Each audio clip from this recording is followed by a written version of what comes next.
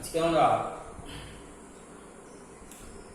হাইড্রোজেনের শোষণ বর্ণালী absorption spectrum of hydrogen নিয়ে আলোচনা করব।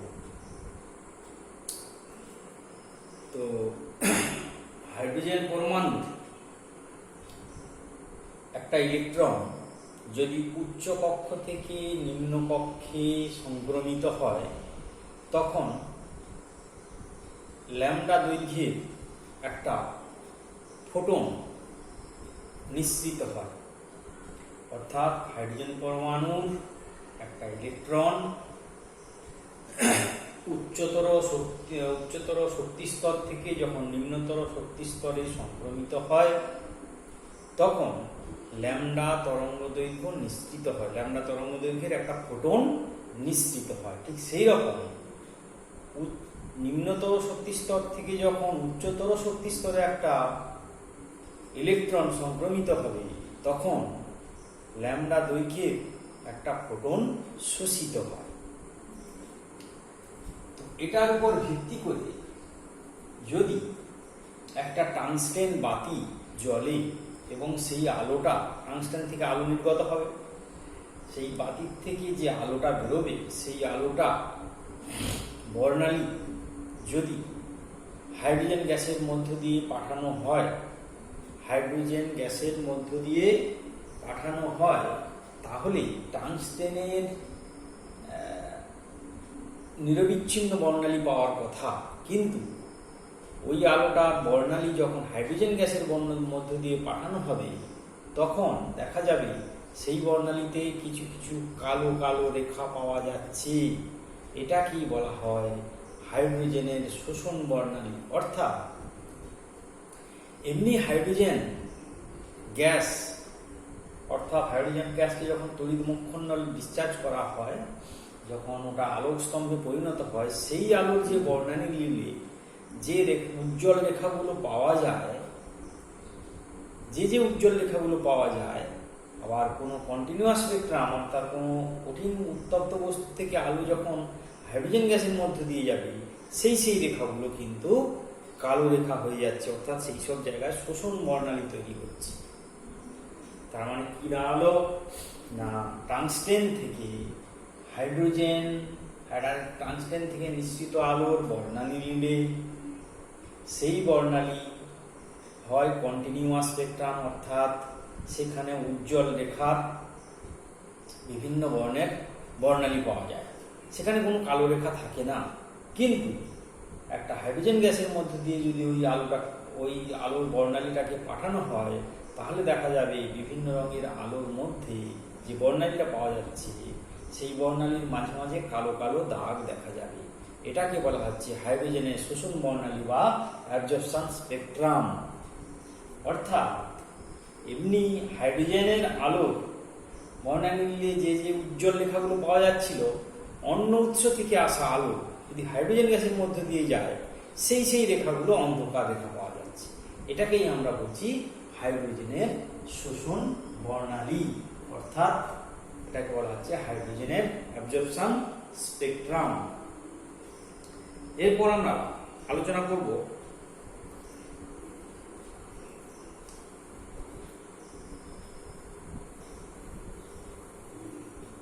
আয়নন শক্তি, ionization energy and ionization potential. আয়নন শক্তি,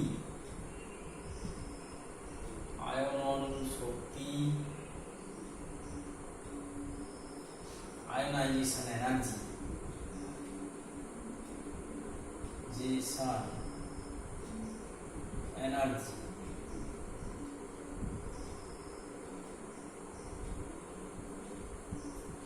আয়নাইজেশন এনার্জি কাকে বলে?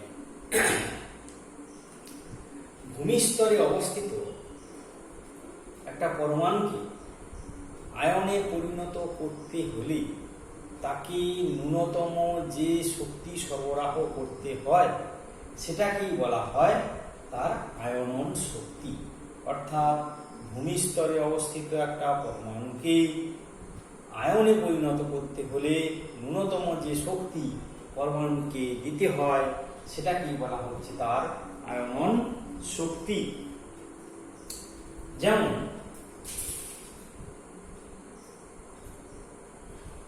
হাইড্রোজেনের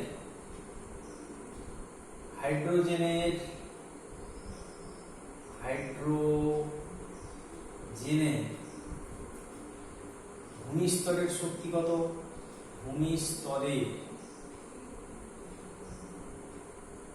হাইড্রোজেনের ভূমিস্তরের শক্তি -13.6 ইলেকট্রন ভোল্ট। আমরা জানি কি একটা হাইড্রোজেনের ভূমিস্তরের শক্তি -13.6 ইলেকট্রন ভোল্ট। এবার একটা হাইড্রোজেন পরমাণুকে আয়নে পরিণত করা, অর্থাৎ H+ আয়ন, মানে হাইড্রোজেন পরমাণু থেকে সে H+ আয়নে পরিণত হবে, অর্থাৎ হাইড্রোজেন পরমাণু থেকে H+ আয়ন তৈরি হবে। অর্থাৎ ভূমিস্তরে অবস্থিত একটা ইলেকট্রনকে হাইড্রোজেন পরমাণুর গ্রাউন্ড স্টেট থেকে পুরো বাইরে বের করে দিতে হবে। তাহলে সেই ইলেকট্রনটার স্থিতিশক্তি কি হবে? যে ইলেকট্রনটা গ্রাউন্ড স্টেট মানে ভূমিস্তর ছিল, সেটাকে যেই বের করে দিলাম তখন H পরমাণু থেকে H+ আয়ন হয়ে গেল। তখন বের করে দেওয়া ইলেকট্রনের স্থিতিশক্তি কত হবে? স্থিতিশক্তি সমান হবে 0। কেন? তো আর কোনো আকর্ষণের মধ্যে নেই, কোনো নিউক্লিয়াসের আকর্ষণের মধ্যে নেই, ইলেকট্রনটা বেরিয়ে চলে গেছে, তার স্থিতিশক্তি 0 এবং গতিশক্তিও 0। ইলেকট্রনটার গতিশক্তিও 0। ওকে পরমাণু থেকে বের করে দেওয়া হয়েছে, তাহলে ওর স্থিতিশক্তিও 0, এখন গতিশক্তিও 0। তাহলে ওর মোট শক্তি কত হচ্ছে? বের করে দেওয়া ইলেকট্রনের মোট শক্তি কত? না, মোট শক্তি হবে 0 প্লাস স্থিতিশক্তি প্লাস গতিশক্তি সমান 0। ওর গ্রাউন্ড স্টেটের শক্তি কত ছিল? -13.6 ইলেকট্রন ভোল্ট। এখন ইলেকট্রনটাকে পরমাণু গ্রাউন্ড স্টেট থেকে যে বের করে দিলাম, তার স্থিতিশক্তি হলো 0, গতিশক্তিও 0 হয়ে গেল। তাহলে এখনকার বর্তমান শক্তি কত? 0। আর যখন ও গ্রাউন্ড স্টেটে ছিল তখন ওর শক্তি কত ছিল? -13.6 ইলেকট্রন ভোল্ট। তাহলে ওর শক্তির পার্থক্য, অর্থাৎ ন্যূনতম শক্তি যেটা দিতে হবে, তাহলে অতএব ন্যূনতম শক্তি দিতে হবে সমান 0 -13.6 ইলেকট্রন ভোল্ট সমান 13.6 ইলেকট্রন ভোল্ট। তার মানে কি দাঁড়ালো জিনিসটা? না, হাইড্রোজেনের আয়রন শক্তি হবে 13.6 ইলেকট্রন ভোল্ট। ওটা যখন গ্রাউন্ড স্টেটে ছিল হাইড্রোজেন পরমাণুর একটা ইলেকট্রন, তখন তার শক্তি ছিল -13.6 ইলেকট্রন ভোল্ট। যখন গ্রাউন্ড স্টেট থেকে হাইড্রোজেন পরমাণুর গ্রাউন্ড স্টেট থেকে একটা ইলেকট্রনকে বের করে দিয়ে H+ আয়ন তৈরি করা হলো। আয়নে তৈরি করতে হবে, যে একটা পরমাণুকে আয়নে গ্রাউন্ড স্টেটে অবস্থিত একটা পরমাণুকে আয়নে পরিণত করতে হলে যে ন্যূনতম শক্তি সরবরাহ করতে হয়, দিতে হয়, সেটাই হচ্ছে তার আয়নন শক্তি। তাহলে H থেকে H+ যেই হলো, ইলেকট্রনটা বেরিয়ে গেল পরমাণু থেকে, তখন তার স্থিতিশক্তি হয়ে গেল 0। বেরিয়ে গেছে পরমাণুর যে আকর্ষণ বল থেকে, সে বেরিয়ে চলে গেছে নিউক্লিয়াসে, এবং গতিশক্তিও 0। ইলেকট্রনকে আমরা বের করে দিয়েছি, স্থিতিশক্তি এবং গতিশক্তি দুটোই 0 হয়ে গেল। তাহলে মোট শক্তি এখন কত? 0। স্থিতিশক্তি প্লাস গতিশক্তি = 0। তাহলে ন্যূনতম শক্তি দিতে হবে কত? না, 0 করতে গেলে তাহলে 0 - -13.6 অর্থাৎ 13.6, অর্থাৎ ন্যূনতম প্রদত্ত শক্তি বা ন্যূনতম শক্তি দিতে হবে সমান 13.6 ইলেকট্রন ভোল্ট। অর্থাৎ এটাই হলো হাইড্রোজেনের আয়নন শক্তি, অর্থাৎ আয়নন শক্তি। হাইড্রোজেনের ক্ষেত্রে আয়নন শক্তির মান হবে 13.6 ইলেকট্রন ভোল্ট। এটা গেল তোমার আয়নন শক্তি। এবারে আমরা আলোচনা করব আয়নন বিভব। আয়নন বিভব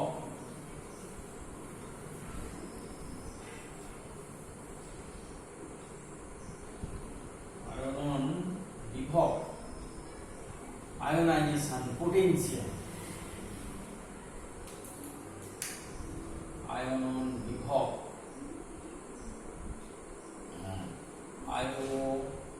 আয়নাইজেশন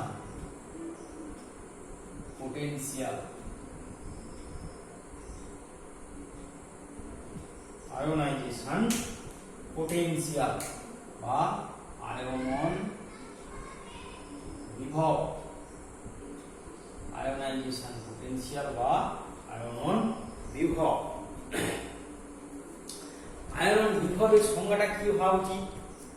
না, ভূমিস্তরে অবস্থিত কোনো পরমাণুকে আয়নে পরিণত করতে হলে যে ন্যূনতম ধনাত্মক বিভব প্রয়োগ করতে হয়, অর্থাৎ ভূমিস্তরে অবস্থিত কোনো পরমাণুকে আয়নে পরিণত করতে হলে যে ন্যূনতম ধনাত্মক বিভব প্রয়োগ করতে হয় সেটাকেই বলা হচ্ছে তার সেই মৌলের আয়নন বিভব। অর্থাৎ ভূমিস্তরে অবস্থিত কোনো পরমাণুকে আয়নে পরিণত করতে হলে যে ন্যূনতম বিভব প্রয়োগ করতে হয় সেটাকেই বলা হচ্ছে তার আয়োনাইজেশন পোটেনশিয়াল বা আয়োনাইজেশন পোটেনশিয়াল বা আয়নন বিভব।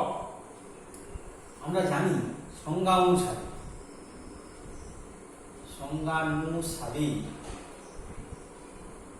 কি জানি না, একটা ইলেকট্রন, একটা ঋণাত্মক আধানযুক্ত ইলেকট্রন উপর যদি 1 ভোল্ট, একটা ঋণাত্মক আধানযুক্ত ইলেকট্রনের উপর যদি 1 ভোল্ট বিভব পার্থক্য প্রয়োগ করা হয় তাহলে তার অর্জিত শক্তি কত হবে? তার অর্জিত শক্তি কত হবে বা শক্তি বৃদ্ধি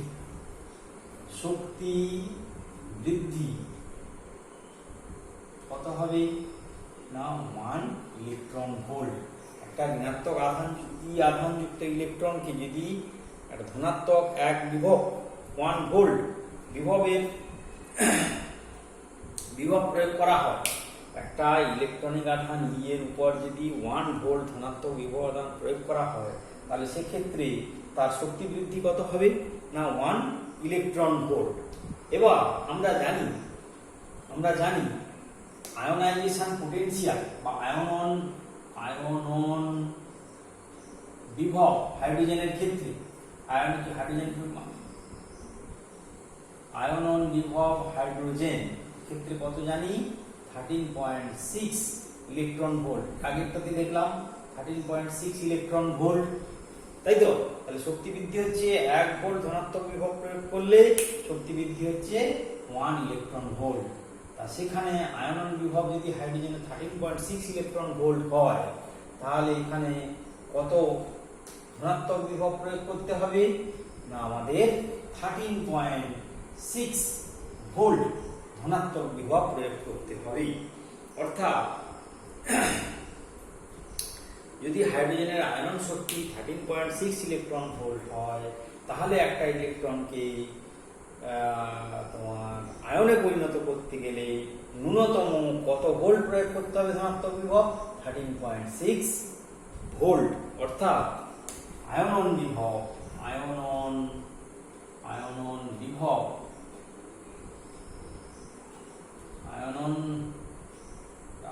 শক্তি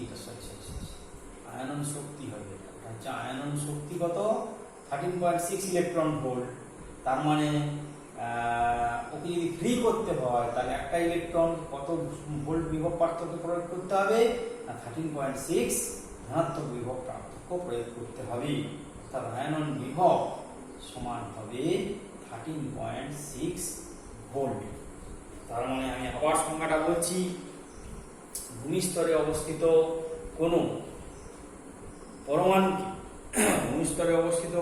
মৌলের পরমাণুকে আয়নে পরিণত করতে হলে যে ন্যূনতম ধনাত্মক বিভব প্রয়োগ করতে হয় তাকেই বলা হচ্ছে মৌলের আয়নন বিভব বা আয়োনাইজেশন পোটেনশিয়াল। আমরা জানি একটা ইলেকট্রনকে যদি 1 ভোল্ট ধনাত্মক বিভব প্রয়োগ করা হয়, ইলেকট্রনের উপর 1 ভোল্ট ধনাত্মক বিভব প্রয়োগ করা হয় তখন তার শক্তি বৃদ্ধি হয় 1 ইলেকট্রন ভোল্ট। আবার আমরা জানি হাইড্রোজেনের আয়নন শক্তি হচ্ছে 13.6 ইলেকট্রন ভোল্ট। একটু আগেই দেখলাম, এর আগে যেটা পড়লাম, হাইড্রোজেনের আয়নন শক্তি কত? 13.6 ইলেকট্রন ভোল্ট। তাহলে এই 13.6 ইলেকট্রন ভোল্ট শক্তি বৃদ্ধি করতে গেলে তাহলে তাকে ন্যূনতম কি করতে হবে? 13.6 ধনাত্মক বিভব প্রয়োগ করতে হবে। তার মানে হাইড্রোজেনের আয়নন বিভব হয়ে গেল 13.6 ভোল্ট। এবারে আমরা আলোচনা করব বোর তত্ত্বের সাফল্য ও ব্যর্থতা। বোর তত্ত্বের সাফল্য ও ব্যর্থতা। বোর তত্ত্বের সাফল্য ও ব্যর্থতা। বোর তত্ত্বের সাফল্য ও ব্যর্থতা। বোর তত্ত্বের সাফল্য ও ব্যর্থতা। 1 নম্বর কি? Success and failure of Bohr's theory. Success and failure of Bohr's theory. Bohr তত্ত্বের সাফল্য ও ব্যর্থতা। হাইড্রোজেন এবং হাইড্রোজেন সদৃশ পরমাণু বর্ণালী বোর তত্ত্বের সাহায্যে খুব সাফল্যের সঙ্গে ব্যাখ্যা করা যায়। অর্থাৎ হাইড্রোজেন এবং হাইড্রোজেন সদৃশ পরমাণুগুলোর বর্ণালী বোর তত্ত্বের সাহায্যে নির্ভুলভাবে ব্যাখ্যা করা সম্ভব হয়েছে এবং হাইড্রোজেন এবং ক্ষার ধাতুর পারমাণবিক বর্ণালীর বিশেষ সত্যগুলো বোর তত্ত্বের সাহায্যে প্রকাশ করা সম্ভব হয়েছে। 1 নম্বর হচ্ছে বোর তত্ত্বের সাহায্যে হাইড্রোজেন এবং হাইড্রোজেন সদৃশ পরমাণুগুলির বর্ণালী রেখা নির্ভুলভাবে ব্যাখ্যা করা সম্ভব হয়েছে। 2 নম্বর ক্ষার ধাতু এবং ক্ষার ধাতুর যে বর্ণালী রেখা তাদের বিশেষ বৈশিষ্ট্যগুলো বোর তত্ত্বের সাহায্যে ব্যাখ্যা করা সম্ভব হয়েছে। এবার 3 নম্বরে যেটা আছে সেটা হচ্ছে যে হাইড্রোজেন সদৃশ যে পরমাণুগুলো হাইড্রোজেন এবং অন্য পরমাণুর বর্ণালীতে যে বর্ণালী রেখাগুলো পাওয়া যায় সেগুলি অনেকগুলো বর্ণালী রেখার সমষ্টি। যে বর্ণালী রেখাগুলো পাওয়া যাচ্ছে এক একটি বর্ণালী রেখা অনেকগুলো বর্ণালী রেখার সমষ্টি।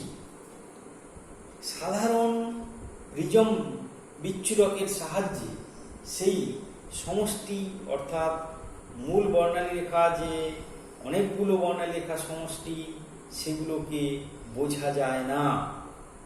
অর্থাৎ সাধারণ প্রিজম বিচ্ছুরকের সাহায্যে একটা বর্ণালী রেখা যে অনেকগুলো বর্ণালী রেখা সমষ্টি সেটা সহজে পৃথক করা যায় না বা বোঝা যায় না। অর্থাৎ প্রিজমের মূল বর্ণালী রেখার এই ধরনের সূক্ষ্ম গঠনের ব্যাখ্যা প্রিজমের প্রতিটি মূল বর্ণালী রেখার এই সূক্ষ্ম গঠনের যে ব্যাখ্যা, একটা বর্ণালী রেখা অনেকগুলো বর্ণালী রেখার সমষ্টি, সেই সূক্ষ্ম গঠনের ব্যাখ্যা বোর তত্ত্ব থেকে পাওয়া যায় না। অর্থাৎ বোর তত্ত্ব এটা ব্যাখ্যা করতে পারে না। এটাকে আমরা বোর তত্ত্বের ব্যর্থতা না বলে বোর তত্ত্বের অসম্পূর্ণতা বলতে পারি। 3 নম্বর পয়েন্টটা আমরা কি বলছি না, হাইড্রোজেন পরমাণু এবং অন্যান্য পরমাণুর ক্ষেত্রে যে বর্ণালী রেখাগুলো পাওয়া যায় সেগুলি কার্যত অনেকগুলো বর্ণালী রেখার সমষ্টি। আমরা সাধারণ প্রিজম বিচ্ছুরক দিয়ে তাদেরকে চিনতে পারি না বা তাদেরকে আলাদা করতে পারি না।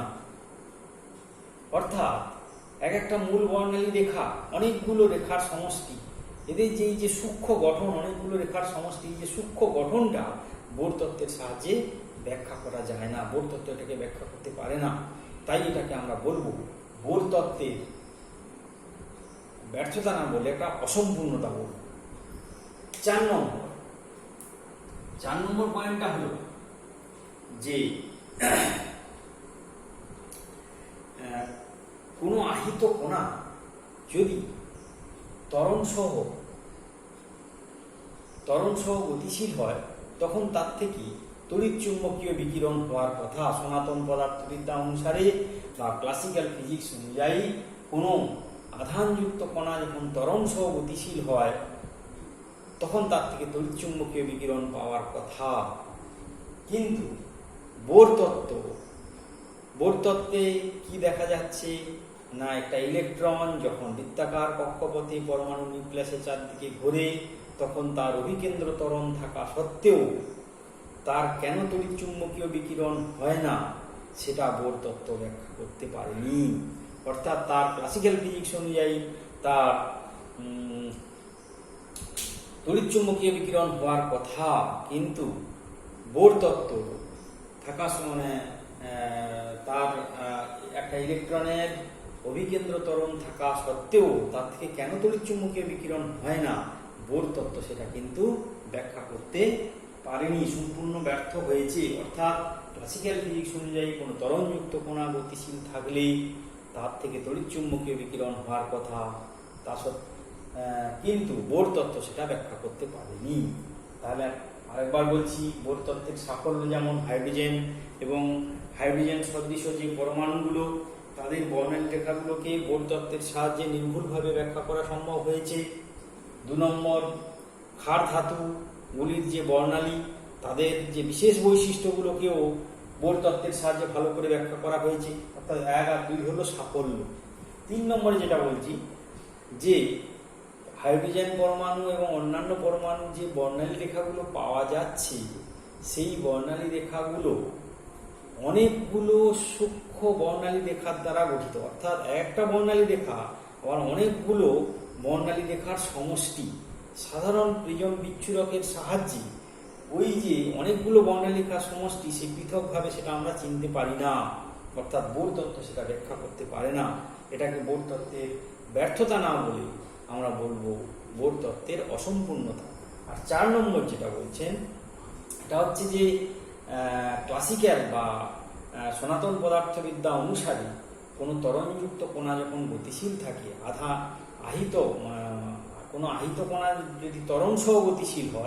কোনো আহিত কণা যদি ত্বরণ সহ গতিশীল হয়, তখন তার থেকে তড়িৎচুম্বকীয় বিকিরণ হওয়ার কথা। যখন ইলেকট্রনগুলো নিউক্লিয়াসের চারদিকে ঘোরে তখন তাদের অভিকেন্দ্র ত্বরণ আছে, আধানযুক্ত ইলেকট্রন।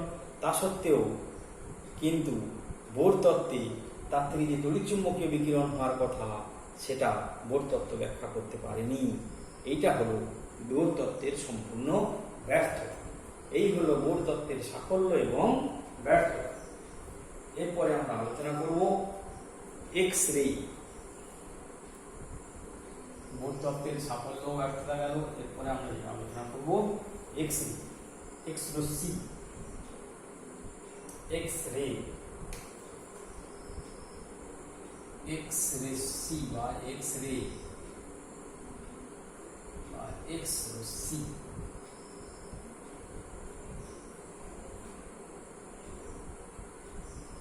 এরপরে আমরা আলোচনা করব এক্স রে বা এক্স রশ্মি নিয়ে। 1895 খ্রিস্টাব্দে জার্মান বিজ্ঞানী উইলহেলম রনজেন্ট উইলহেলম রয়েন্টজেন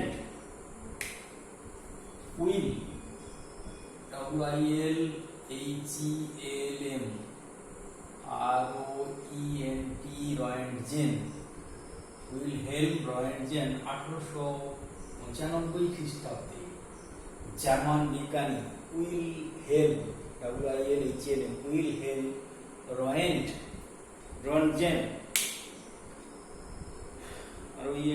রয়েন্টজেন লক্ষ্য করেন যে তীব্র গতি সম্পন্ন উচ্চ শক্তি সম্পন্ন ইলেকট্রন স্রোত যখন ধাতব কোনো কঠিন ধাতব পৃষ্ঠ দ্বারা বাধাপ্রাপ্ত হয় তখন সেখান থেকে এক ধরনের উচ্চ ভেদন ক্ষমতা সম্পন্ন রশ্মি বেরিয়ে আসে।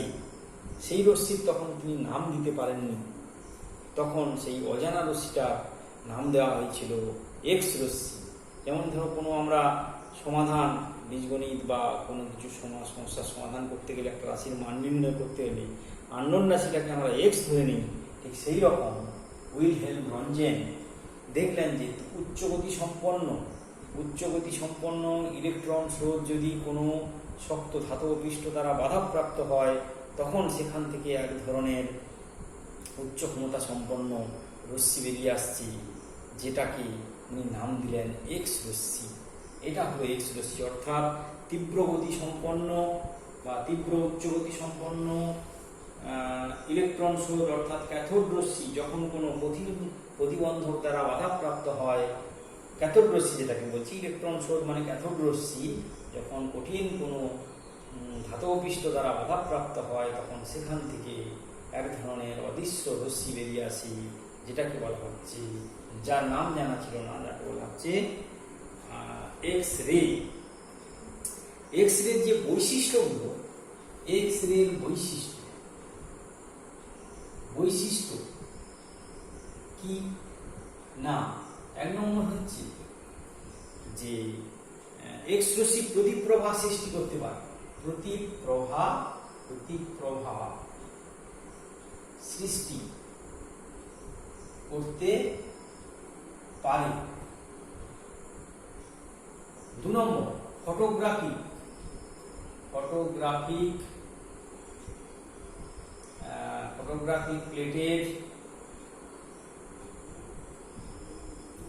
প্লেটের উপর, ফটোগ্রাফিক প্লেটের উপর এর প্রভাব আছে, অর্থাৎ ফটোগ্রাফিক প্লেটের উপর ক্রিয়া করে, ফটোগ্রাফিক প্লেটের উপর এর ক্রিয়া আছে। 3 নম্বর কাঁচ, কাগজ, এই যে পাতলা জিনিস, এগুলোর ভিতর দিয়ে এক্স রশ্মি চলে যেতে পারে। কাঁচ, কাগজ এর মধ্য দিয়ে প্রভৃতি এর মধ্য দিয়ে এক্স রশ্মি সহজে যেতে পারে। অ্যালুমিনিয়াম, কাঠ, কাঁচ, কাগজ, অ্যালুমিনিয়াম, পাতলা ধাতুর মধ্যে দিয়ে এক্স রশ্মি সহজে যেতে পারে, এক্স রশ্মি সহজে যেতে পারে। 4 নম্বর যেমন ধরো লোহা, সীসা, টিন, যে ভারী ধাতুগুলো আছে, লোহা, সীসা,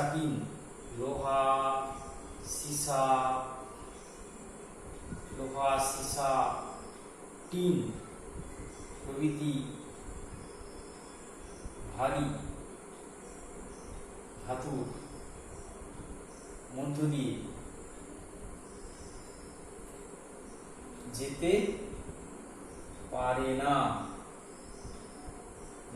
না এবং পিছনে ছায়ার সৃষ্টি করে, যেতে পারে না এবং তার রশ্মি তার পিছনে ছায়ার সৃষ্টি করে।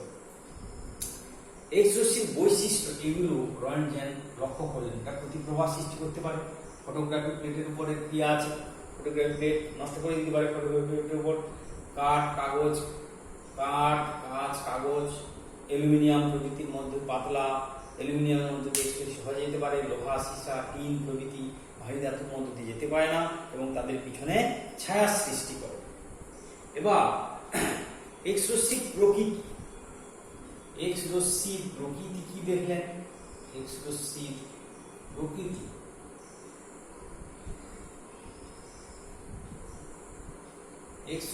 প্রকৃতি অর্থাৎ এক্স রশ্মির প্রকৃতিটা কিরকম? এক্স রশ্মি তড়িদাহিত কোনো কণার স্রোত নয়, বরং আলোর মতোই এটা একটা তড়িৎচুম্বকীয় তরঙ্গ। এক্স রশ্মি তড়িদাহিত কণার স্রোত নয়, এটা আলোর মতোই একটা তড়িৎচুম্বকীয় তরঙ্গ, কিন্তু এর তরঙ্গ দৈর্ঘ্য সাধারণ আলোর তুলনায় প্রায় 1000 ভাগের 1 ভাগ। এক্স রশ্মির প্রকৃতিতে কি দেখলেন যে এক্স রশ্মি কোনো আধানযুক্ত কণার স্রোত নয়, এক্স রশ্মি এই আলোর মতোই একটা তড়িৎচুম্বকীয় তরঙ্গ, কিন্তু এর তরঙ্গ দৈর্ঘ্য সাধারণ আলোর তরঙ্গ দৈর্ঘ্যের চেয়ে 1000 ভাগের 1 ভাগ। অর্থাৎ এক্স রশ্মি হলো কোনো আধানযুক্ত কণিকার স্রোত নয়, বরং এটা আলোর মতোই এক ধরনের তড়িৎচুম্বকীয় তরঙ্গ, কিন্তু সাধারণ আলোর তরঙ্গ দৈর্ঘ্যের তুলনায় এক্স রশ্মির তরঙ্গ দৈর্ঘ্য 1000 ভাগের 1 ভাগ। এই হলো এক্স রশ্মির প্রকৃতি। এবারে আমরা এক্স রশ্মির কম্পাঙ্ক এবং তরঙ্গ দৈর্ঘ্য নিয়ে আলোচনা করব। এক্স রশ্মির কম্পাঙ্ক এবং তরঙ্গ দৈর্ঘ্য, এক্স রশ্মির কম্পাঙ্ক, এক্স রশ্মির কম্পাঙ্ক ও তরঙ্গ দৈর্ঘ্য,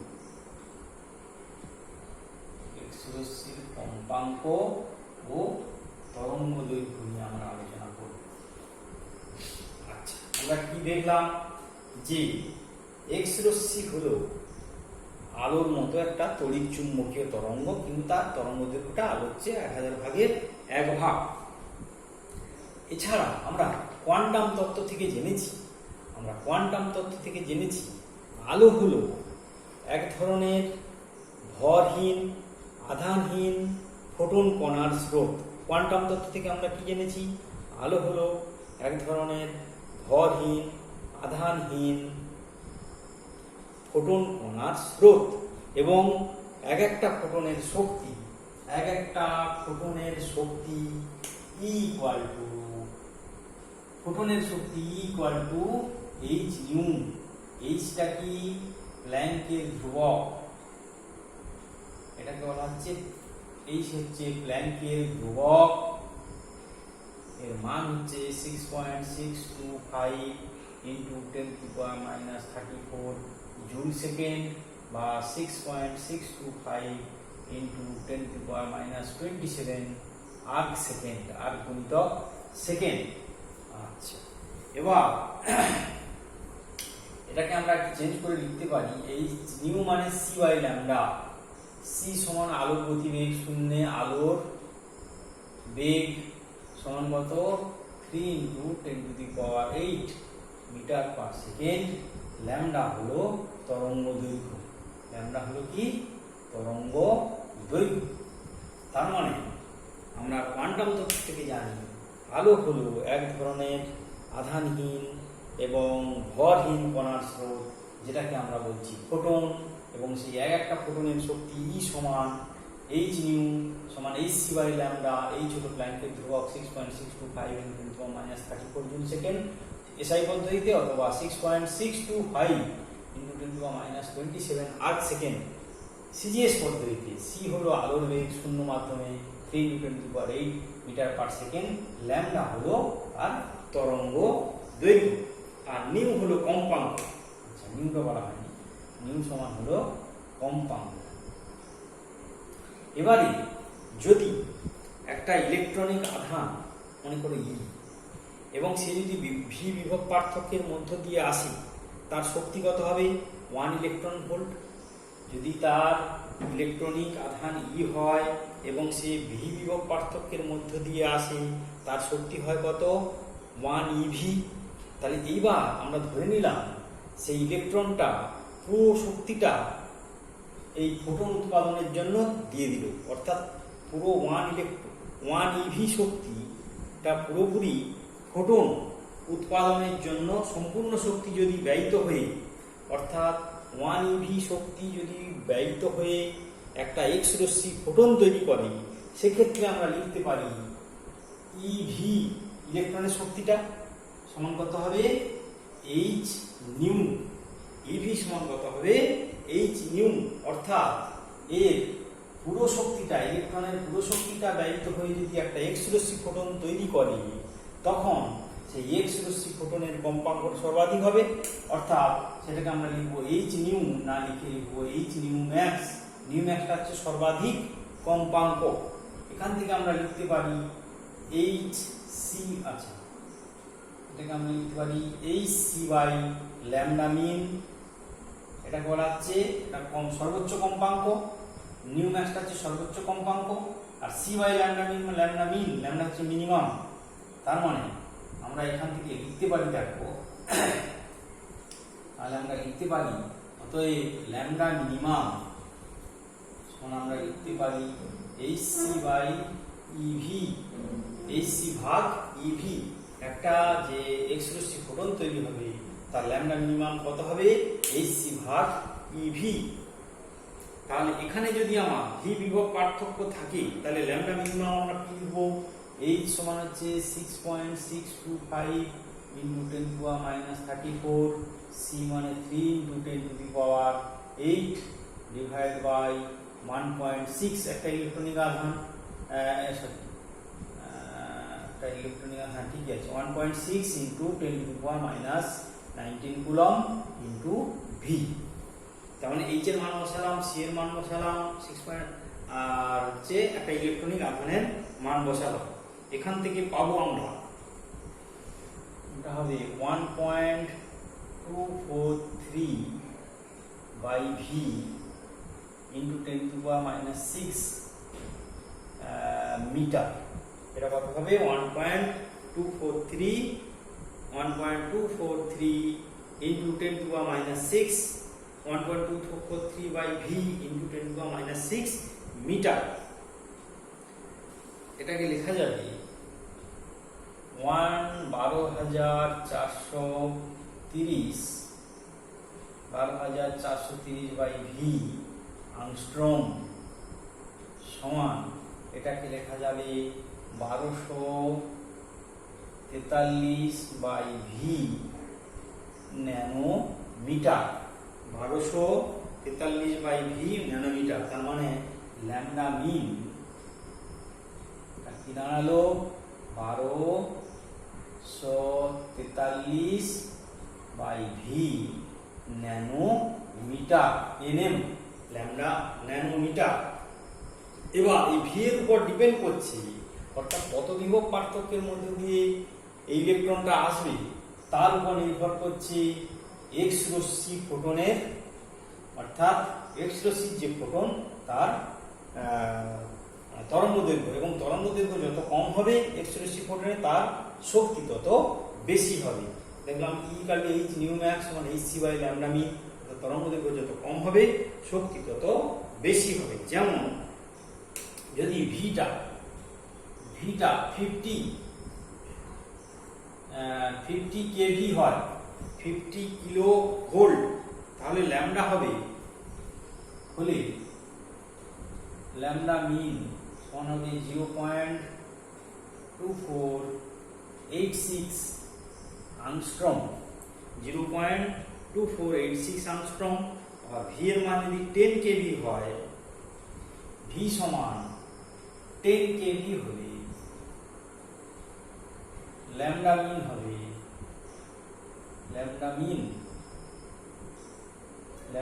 সমান হবে 1.243 আংস্ট্রম, 1.243 আংস্ট্রম। অর্থাৎ ভি যত বেশি হবে তার তরঙ্গ দৈর্ঘ্য তত কম হবে, ভি যত কম হবে তরঙ্গ দৈর্ঘ্য তত ভি যত বেশি হবে তরঙ্গ দৈর্ঘ্য তত কম হবে, ভি যত কম হবে তরঙ্গ দৈর্ঘ্য তত কম হবে। ভি বেশি হলে তরঙ্গ দৈর্ঘ্য কম হবে, আর ভি কম হলে তরঙ্গ দৈর্ঘ্য বেশি হবে। সরি, ভি বেশি হলে তরঙ্গ দৈর্ঘ্য কম হবে, আর ভি কম হলে তরঙ্গ দৈর্ঘ্য বেশি হবে। এবারে আমরা কতগুলো জিনিস নিয়ে একটু আলোচনা করব। এই গেল আমাদের, এইটা আমাদের মনে রাখতে হবে, এই রিলেশনটা আমাদের মনে রাখতে হবে। EV equal to H nu max equal to HC by lambda min। আবার এটাও মনে রাখতে হবে, এটা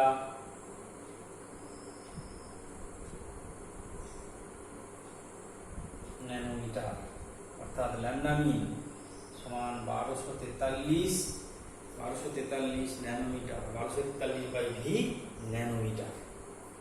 এবারে এই কম্পাঙ্ক নিয়ে আমরা একটু বিশেষ আলোচনা করব। সেটা হচ্ছে যদি ল্যামডা মিনকে সর্বনিম্ন হতে হয় তাহলে বিভব পার্থক্যকে অনেক বেশি হতে হবে। যত বিভব পার্থক্য বেশি হবে তত কম তরঙ্গ দৈর্ঘ্যের এক্স রশ্মি উৎপন্ন হবে এবং তার ভেদন ক্ষমতা অনেক বেশি হবে। যদি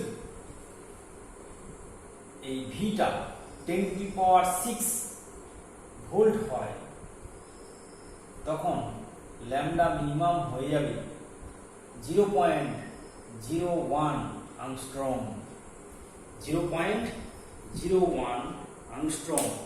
অর্থাৎ যদি আমরা এই বিভব পার্থক্যটা 10 লক্ষ ভোল্ট হয়, একটা ইলেকট্রন 10 লক্ষ ভোল্ট বিভব পার্থক্যের মধ্যে দিয়ে যদি ছুটে আসে, তাহলে তার ল্যাম্ডা মিনিমাম হবে 0.01 আংস্ট্রম এবং এর ভেদন ক্ষমতা অনেক বেশি। এটাকে বলা হয় হার্ড এক্স রে। এটা হচ্ছে হার্ড এক্স রে। আর কোমল এক্স রে ক্ষেত্রে তোমার তরঙ্গ দৈর্ঘ্যটা হবে, এটা হচ্ছে হার্ড এক্স রে, কঠিন এক্স রে। এটাকে বলা হচ্ছে কঠিন এক্স রে। এটাকে বলা হচ্ছে কঠিন এক্স রে। এটাকে বলা হচ্ছে কঠিন এক্স রে। আর তোমার ল্যাম্ডা মিনিমাম যদি ল্যাম্ডা মিন যদি 10 আংস্ট্রম হয়, ল্যাম্ডা মিন বা ল্যাম্ডা তরঙ্গদৈর্ঘ্যটা ল্যাম্ডা যদি 10 আংস্ট্রম হয়, তখন সেটাকে বলা হবে এবং এর ইলেকট্রন এর শক্তিটা হবে, অর্থাৎ ল্যাম্ডা মিনিমাম 0.01 আংস্ট্রম হলে এর শক্তি হবে হবে 1.24 MeV, মিলিয়ন ইলেকট্রন ভোল্ট।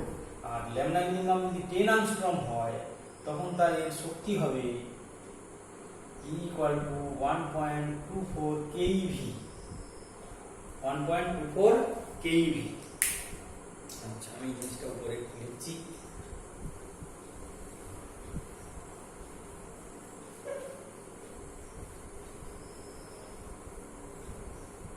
আমরা পেলাম যদি V = 10⁶ ভোল্ট হয়, সেক্ষেত্রে ল্যাম্ডা কত পেলাম?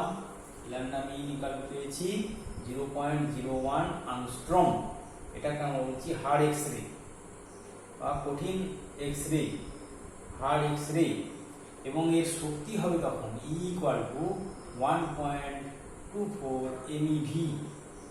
আর ভি এর মান যদি কম হয় এবং সেক্ষেত্রে যে সফট এক্স রে পাওয়া যাবে, ল্যাম্ডা মিনিমাম যদি 10 আংস্ট্রম হয়, তখন পাওয়া যাবে সফট এক্স রে।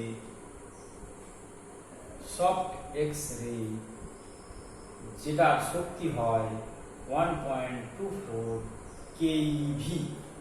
অর্থাৎ এই বিভবের পর এই সমীকরণটা কোনটা আমাদের?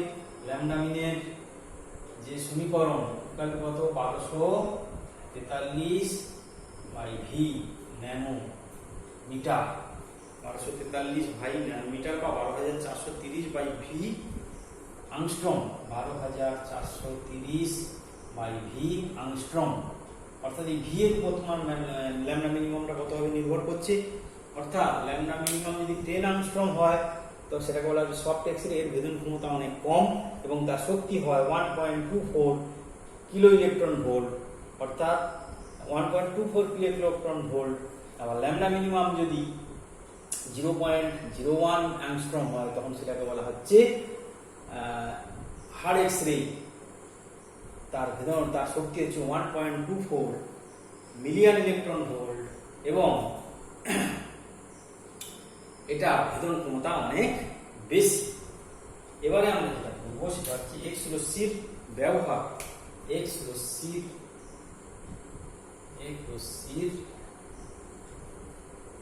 ব্যবহার। এক্স রশ্মি কি কি কাজে আমরা ব্যবহার করি? 1 নম্বর, বিভিন্ন চিকিৎসা ক্ষেত্রে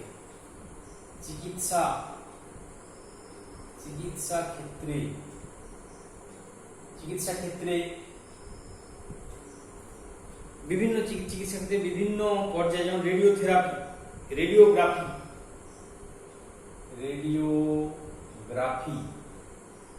রেডিওগ্রাফি জিনিসটা কি না, দেহের অভ্যন্তরে হাড় ও কিডনিতে যদি পাথর, হাড়ের ছবি এবং কিডনিতে যদি পাথর জমে যায়, তার যে পরীক্ষা করার জন্য এক্স রশ্মি লাগে। অর্থাৎ দেহের অভ্যন্তরে হাড় এবং কিডনিতে পাথর ইত্যাদি পর্যবেক্ষণ করার জন্য, দেহের অভ্যন্তরে হাড় এবং কিডনিতে পাথর ইত্যাদি পর্যবেক্ষণ করার জন্য রেডিওগ্রাফির সাহায্য নেওয়া হয়।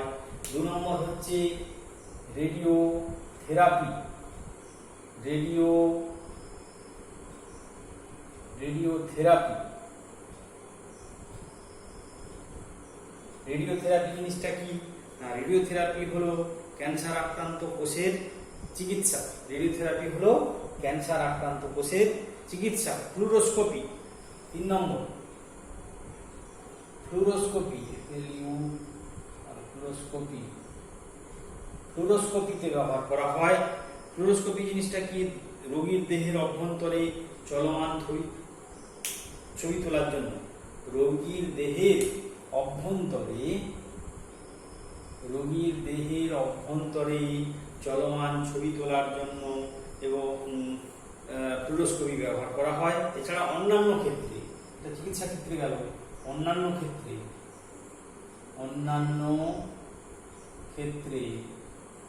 যেমন পরীক্ষাগারে বিভিন্ন ক্লাসের গঠন জানার জন্য,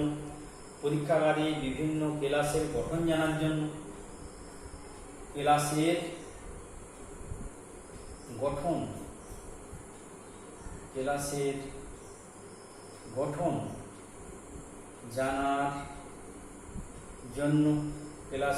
জানার জন্য। 2 নম্বর, ধাতুবিদ্যায় ঢালাইয়ের ত্রুটি নির্ধারণ করার জন্য,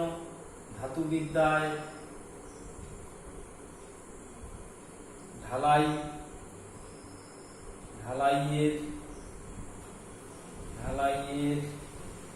ত্রুটি। এছাড়া আবগারি বিভাগেও ব্যবহার করা হয়। বিভিন্ন ধরনের আবগারি বিভাগে পেটের মধ্যে কি যদি কেউ খেয়ে নেয়, সেগুলো এক্সোরসির সাহায্যে ধরে ফেলা যায়। অর্থাৎ চিকিৎসা ক্ষেত্রে রেডিওথেরাপিতে, ফ্লুরোস্কোপিতে ব্যবহার করা হয়। অন্যান্য ক্ষেত্রে ক্লাসের গঠন জানার জন্য, ধাতুবিদ্যায় ঢালাইয়ের ত্রুটি নির্ণয়ের জন্য এক্সোরসি ব্যবহার করা হয়। মূলত চিকিৎসা ক্ষেত্রে এর ব্যবহার অনেক বেশি। তাহলে রেডিওগ্রাফিটা আরেকবার বলে দিই। রেডিওগ্রাফি হলো দেহের অভ্যন্তরে হাড় ও কিডনির পাথর পর্যবেক্ষণ করার জন্য। রেডিওথেরাপি হলো ক্যান্সার আক্রান্ত কোষের চিকিৎসার জন্য। আর ফ্লুরোস্কোপি হলো রোগীর দেহের অভ্যন্তরে চলমান ছবি তোলার জন্য এক্স-রে ব্যবহার করা হয়। আমরা জানলাম hard X ray, soft X ray. Hard X ray ভেদন ক্ষমতা অনেক বেশি, আর সফট এক্স-রে ভেদন ক্ষমতা তুলনামূলক অনেক কম। সফট এক্স-রে প্রস্তুত করতে গেলে ভোল্টেজের মান অনেক কম দরকার, কিন্তু হার্ড এক্স-রে প্রস্তুত করতে গেলে 10 লাখ ভোল্ট বিভব পার্থক্য প্রয়োগ করতে হবে। তাতে যে এক্সোরসিটা পাওয়া যাবে তার তরঙ্গ দৈর্ঘ্য 0.101 এবং তার ভেদন ক্ষমতা অনেক বেশি, সেটাকে আমরা বলছি হার্ড এক্স-রে। আজকে এই পর্যন্তই থাক। এর পরের দিন আমরা নতুন বিষয় নিয়ে আলোচনা করব।